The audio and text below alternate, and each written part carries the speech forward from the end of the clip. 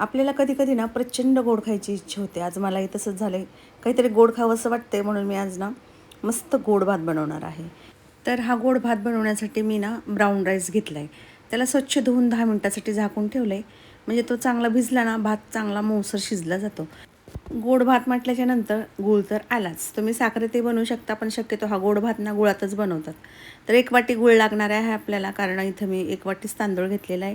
त्याकरता 1 वाटी गूळ म्हणजे परफेक्ट असं आपलं गोडाचं प्रमाण होतं. कुकरमध्ये 2 ते 3 टेबलस्पून तूप टाकायचं आहे. नंतर त्याच्यामध्ये काही ड्रायफ्रुट्स टाकायचे. तर आपल्या आवडीनुसार आपण याच्यामध्ये ड्रायफ्रुट्स ॲड करून घ्यायचे. मी इथं काजू, बदाम आणि मनुका टाकले. त्याचबरोबर सुकं किंवा ओलं खोबरं जे आहे ना, ते मस्त कट करून टाकायचं.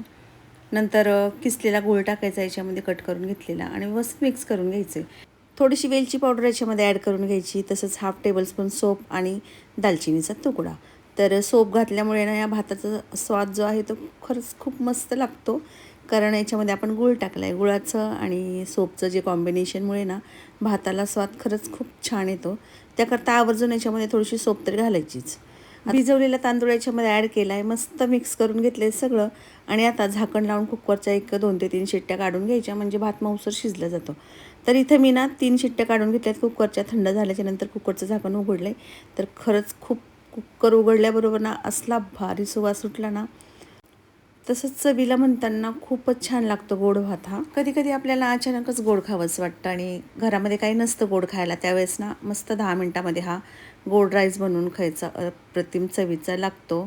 तर एकदा तर नक्कीच करून खा हा गोड भात आणि कमेंट करून मला सांगा की कसं झालेलं.